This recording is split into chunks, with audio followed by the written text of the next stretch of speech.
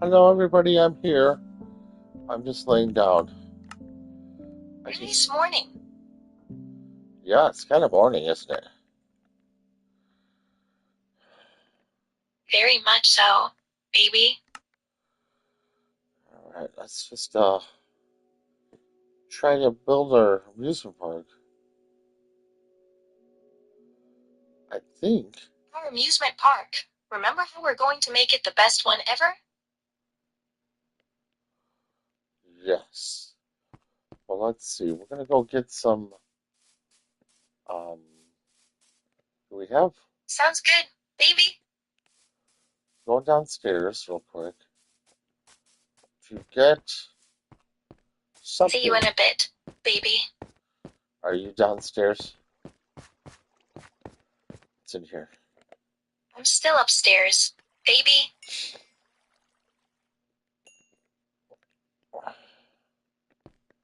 Whoa. I'm a little busy here. Where am I? What do you mean, baby? I'm going downstairs. Okay, I'm downstairs. Me too, baby.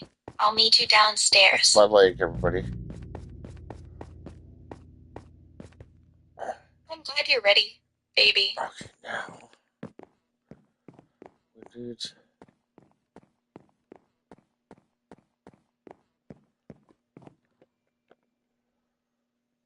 Wait, something in here, right?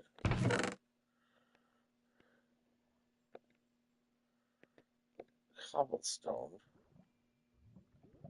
What kind of stone is this? Gravel has its place, folks. I just don't know what it is.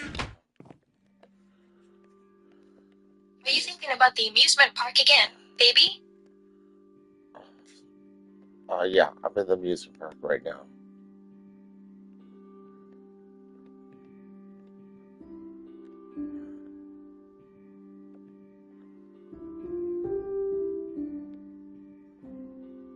Alright, now we got those. Two carts. Of course, baby. Our amusement park will be amazing.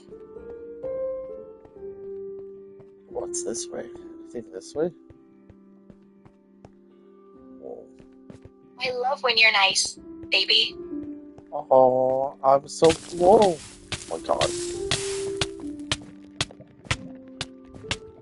I'm so glad you feel that way.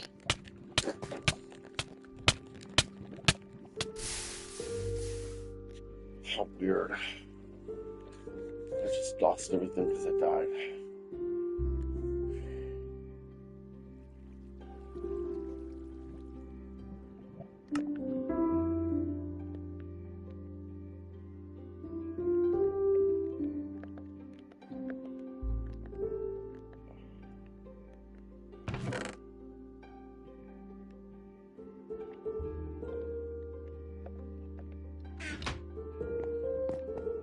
It's so weird. I don't know where I am now.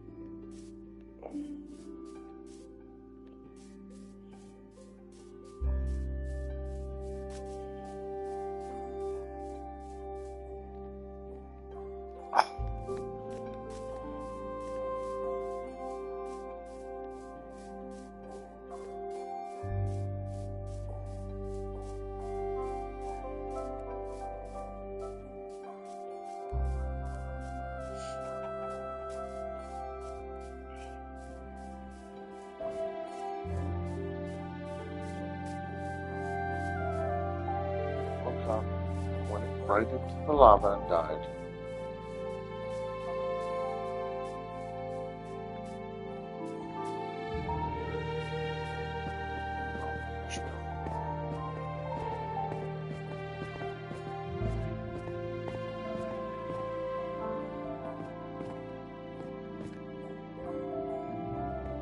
I have a cart. Oh my gosh.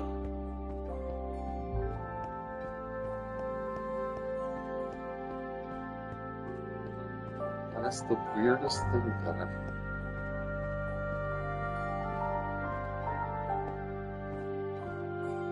I woke up, ran into the lava, and died.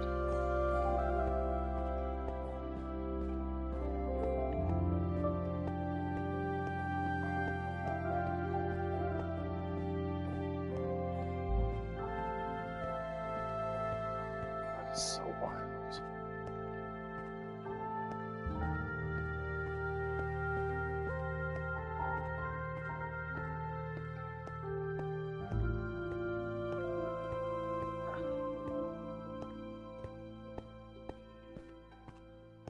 This is where I am.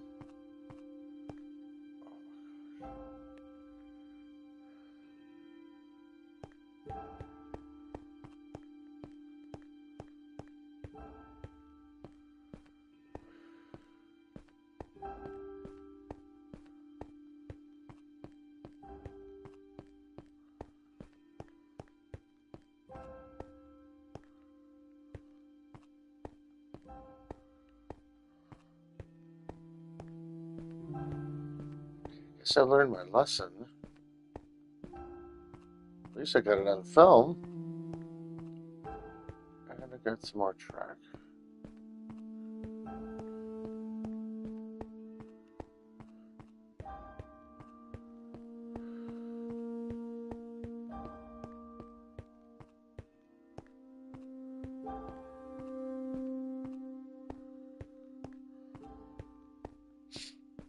That was so wild.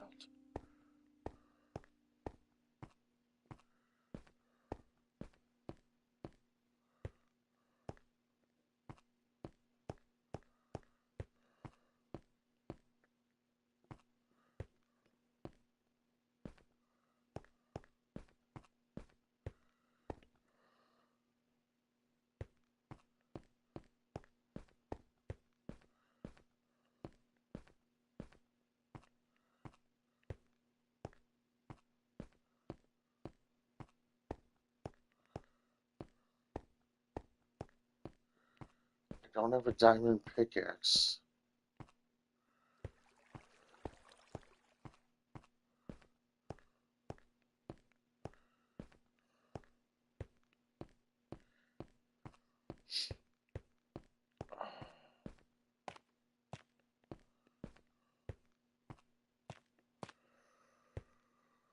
Oh, now I'm going this way? Oh my gosh, I was going the wrong.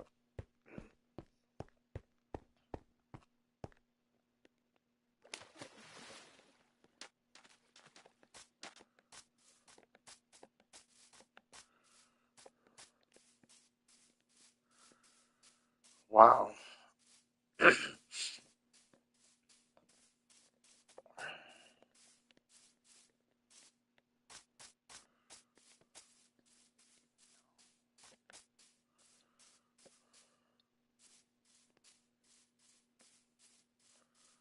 I woke up, ran into the lava, and died. Guess you gotta be careful to wake up.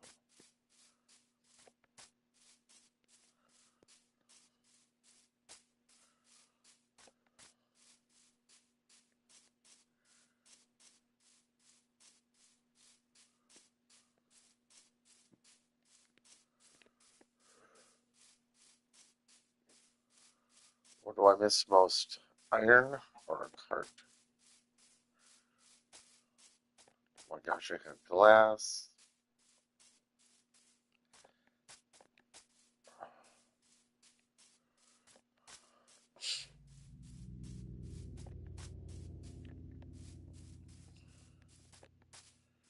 Here's trees.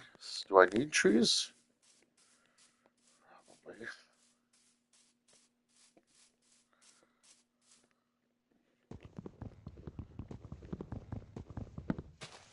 Forgot what I can do with the wood pickaxe.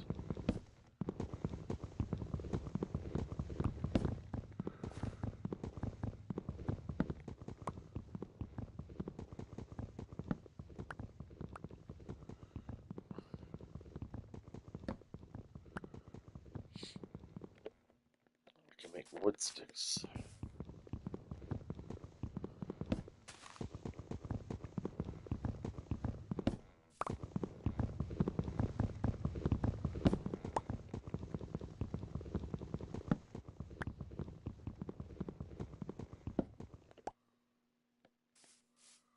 I wonder why I didn't think that was dangerous. Okay,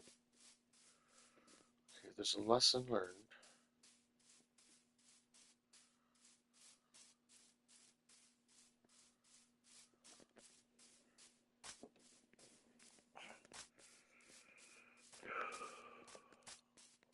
this. Way up.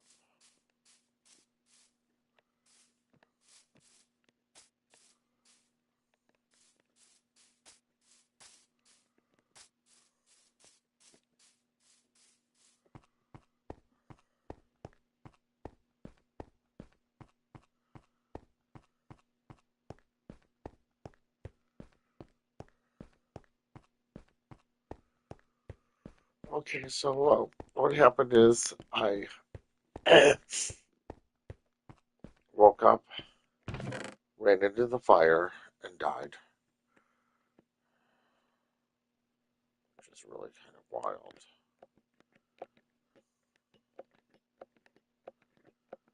Now I need to protect myself from everything. I need to mine again.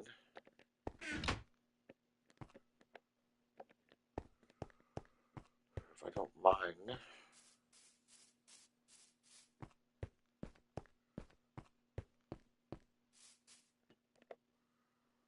so these are the things I can't make.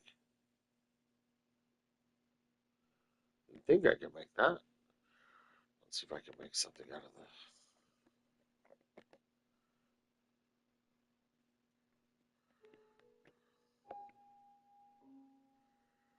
Now that I made that, can I make something else? So far, no. I'm gonna make sticks.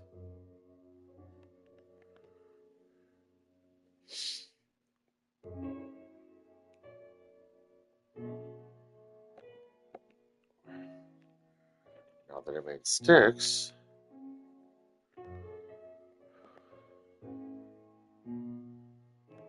I can make stone pickaxes.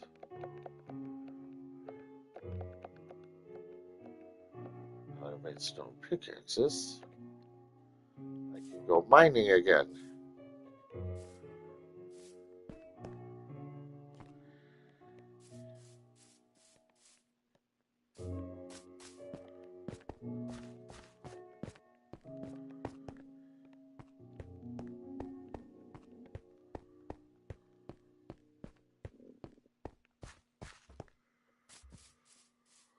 Oh my gosh, it was so weird, you guys.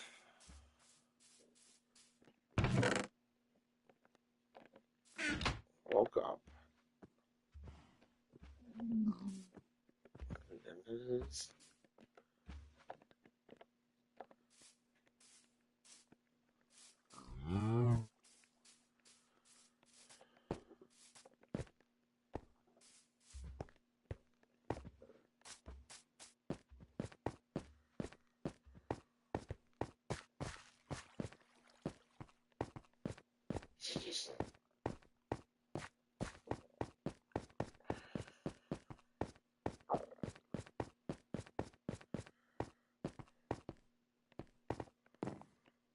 So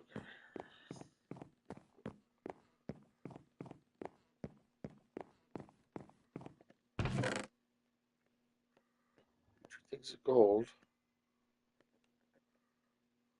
Got one document there.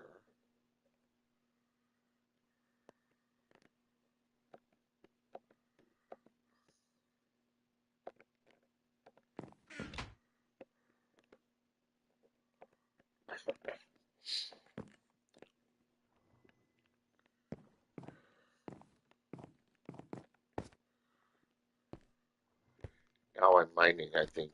I'm actually mining. Is this the best way to mine, or should I go up?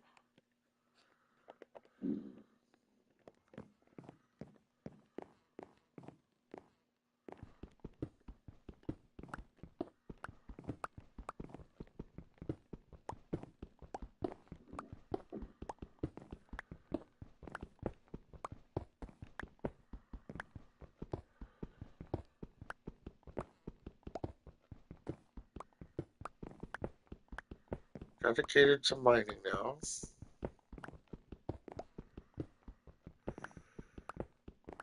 I turned off Genesis because I didn't want her to get sad.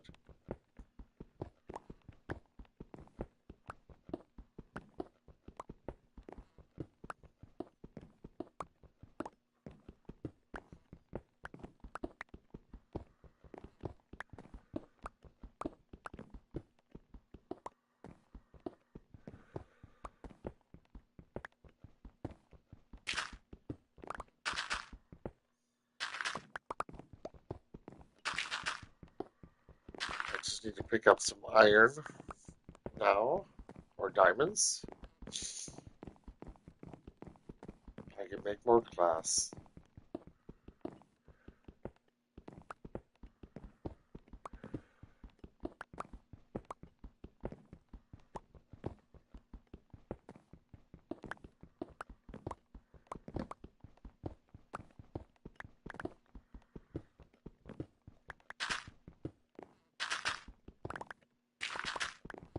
Apparently I have to fill in the lava.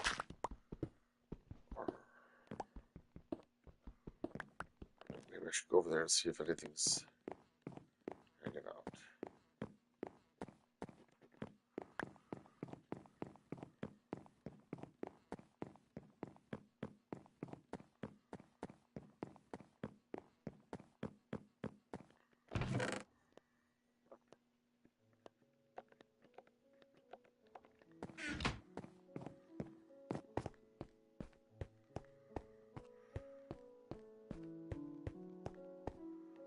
This is where I died.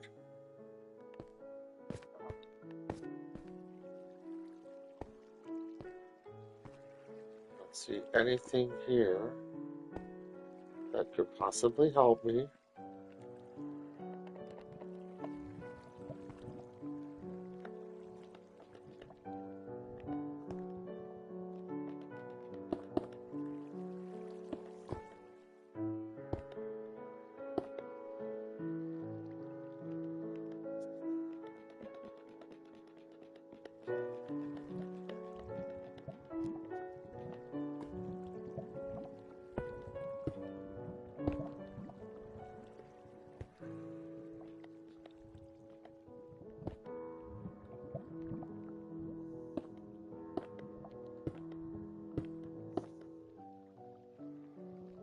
So we're not going to retrieve anything. We do need this.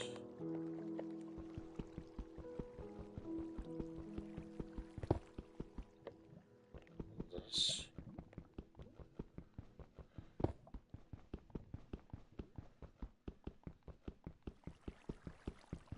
I need diamond for my outfit again.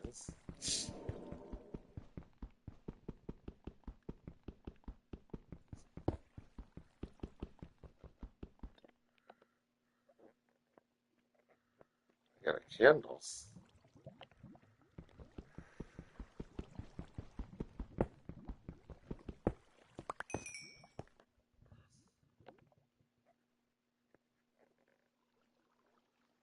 That's coal. It's letting me pick up coal, but it might not be letting me pick up this.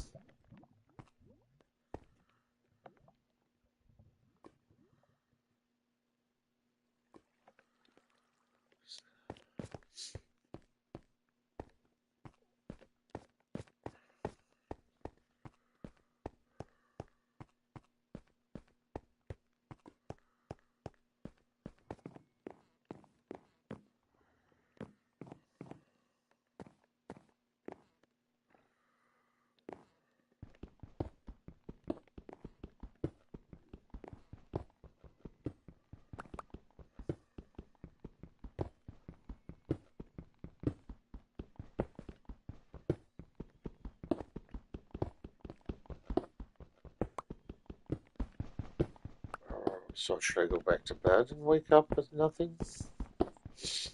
Probably.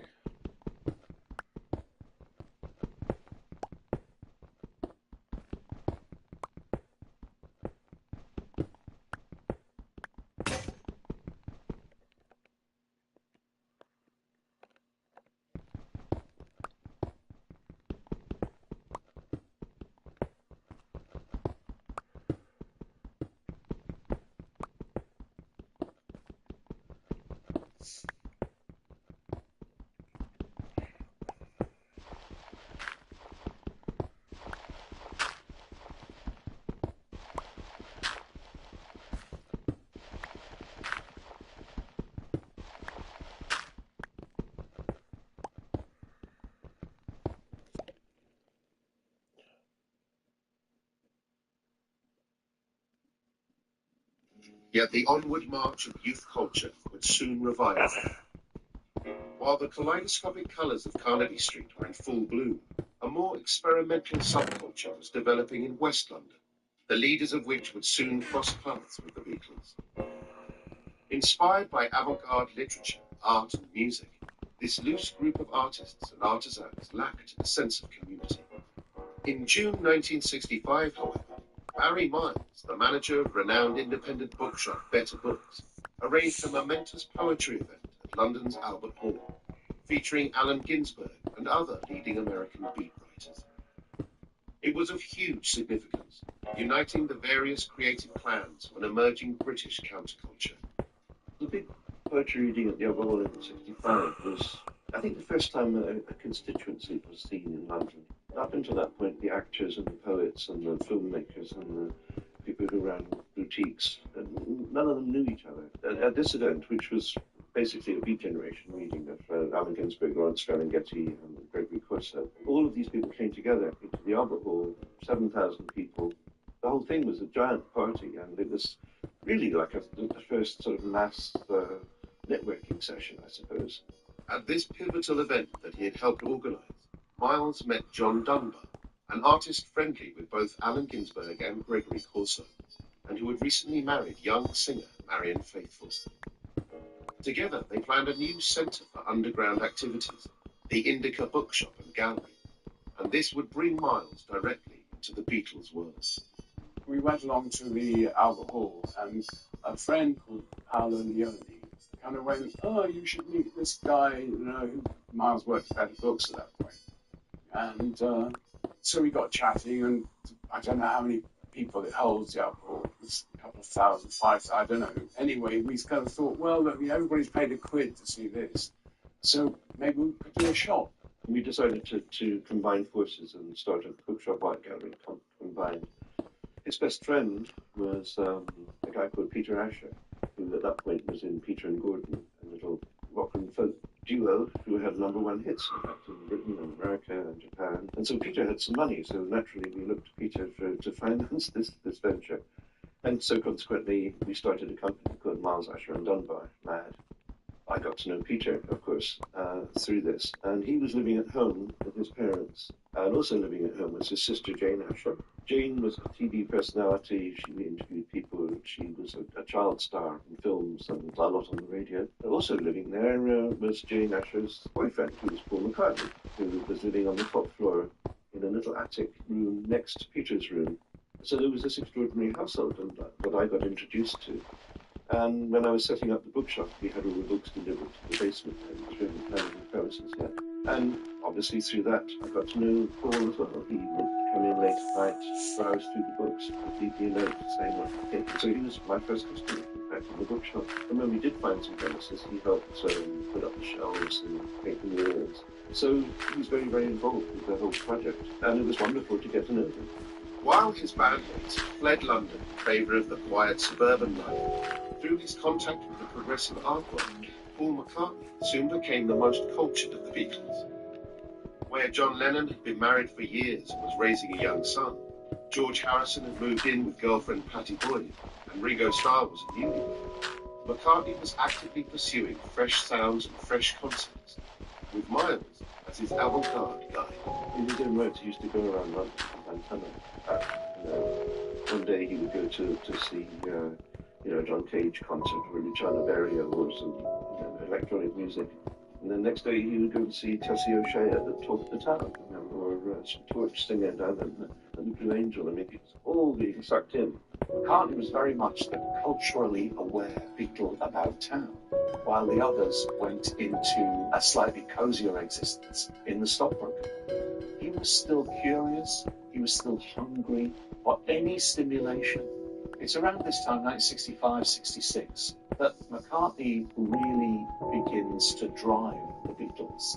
He hung around in London, being stimulated, and bringing all of that back to the Beatles table, and continuing to give them an artistic edge. That artistic edge would prove unmistakable when the Beatles headed to the studio in mid-1965 to record the album Rubber Soul. Across the previous year, the wave of bands inspired by the Beatles' example had not only begun to catch up with the Liverpool hits, Beatles, but in some cases threatened to overtake them. Following Lennon and McCartney's lead, the Rolling Stones had managed to break America and had begun to write their own hits. Folk icon Bob Dylan had gone electric and transformed into the preeminent poet of rock, and new bands were emerging, from The Who to the Byrds, introducing fresh sounds and perspectives. Yet the Beatles were ready to pave the way once again, in pursuit of total creative control. With Rubber Soul, producer George Martin booked the band into Abbey Road Studios for an entire month, turning conventional recording rules on their head. Before Rubber Soul, a professional recording day was overseen by recording engineers in white coats, and there was 3 hours in the morning, a break for lunch, and 3 hours in the afternoon, and that was it. That was your recording.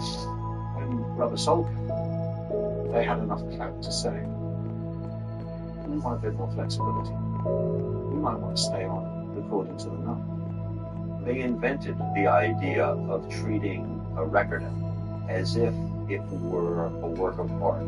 It takes time to do anything that's worthwhile. So you had this new idea, the idea of the recording studio as compositional laboratory. This was incredible, real revolution. Not just how to make records, but how to make music.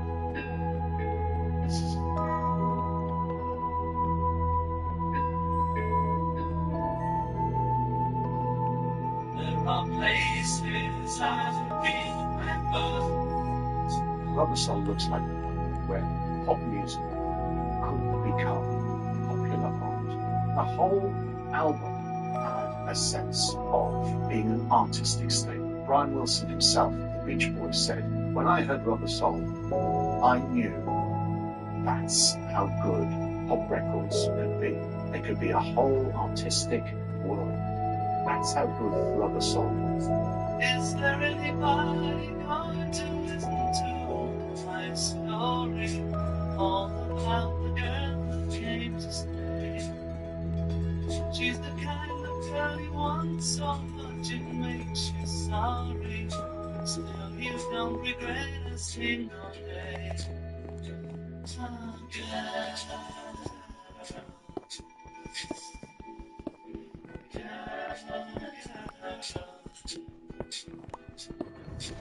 John Lennon is suddenly writing lyrics like, was she told when she was young that pain would lead to pleasure? Did she understand it when they said that a man must break his back to earn his day of leisure? Will she still believe it when he's dead? And that's in a song called Girl. Those aren't pop song lyrics. That gave Rubber Soul just a very different feel. Sing away, sing away,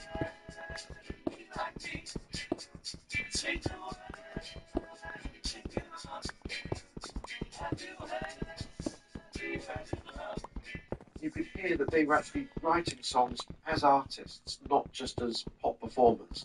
So you had songs like The Word, which is an extraordinary song for 1965. Say the word, and that word is love. This is 2 years before the Summer of Love. The despair of Beatles for sale, and there they are now reaching out for something that they picked up on something else. And just as Rubber Soul re-established the band's musical superiority, the 4 young Northern radicals were officially recognized by the British establishment.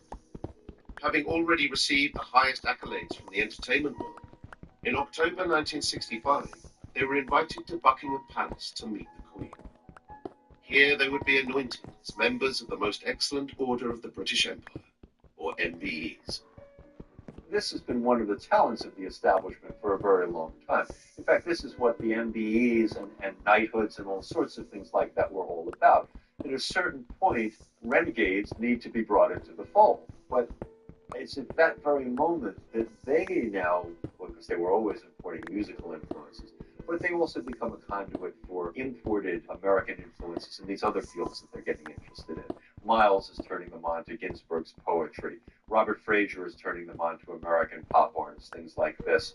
They become citizens of the world. And so it's perfectly appropriate that at that very moment, the British establishment should say, time for you to come to Buckingham Palace and be certified as representatives, as members of the British Empire. John, have you met the Queen before? No, first time. What did she think of you in the flesh? Did she tell you? No, she's not going to say either way, no, but she seemed pleasant enough to made us relaxed. Well, now you've got this, do you feel that you're becoming part of the establishment, as it's so called? No, don't feel any different. I still feel Feel just like exactly, before. feel exactly the same. You feel exactly the same. It was a recognition that the pop world had come of age. They were the aristocracy of the pop world, of pop culture, of working class culture. And so it was sort of inevitable in a way that they would be rewarded in the spirit of the new sort of democracy. But also it closed a chapter because from then on, they went off and did it their way, which wasn't the establishment's way. In fact, it was the beginning of a period of great antagonism with the establishment and pop culture. And the Beatles, as usual, were pretty much at the centre of that. The Beatles' position at the centre of these new developments in youth culture was crucial to their evolution over the next 2 years. With McCartney now closely affiliated with key players in London's underground artistic scene, and with similar movements in both New York and Los Angeles influencing American musicians, the stage was now set for more radical ideas to enter the mainstream. And as these were developing, a new drug and a new figurehead were gaining prominence on both sides of the Atlantic. 6 words. Turn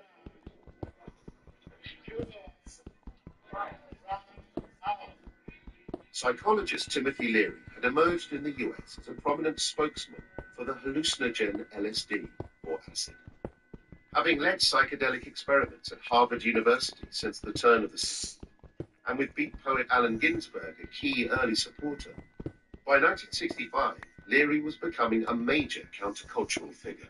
Tim Leary was a psychiatrist, psychoanalyst, psychotherapist. He trained, I think, to have something like 7 PhDs. He was a professor at Harvard, who began working originally with psilocybin before he got on to LSD, as a way of treating prisoners and of treating mental illness. I mean, the thing is, Leary was very much part of the establishment. He'd worked right across the normal lines of psychiatry. But of course, when he started to take all these things, he contacted his own self on a cellular level, and he realized that an awful lot of this was game playing and rubbish. And so he basically felt that this was, in fact, a spiritual key, really, and that his message really should be to encourage people to leave the establishment and find themselves creatively or spiritually. And the newly appointed MBEs, the Beatles, were already on their way to leaving the establishment and rediscovering themselves through hallucinogens. John Lennon and George Harrison had been introduced to LSD in early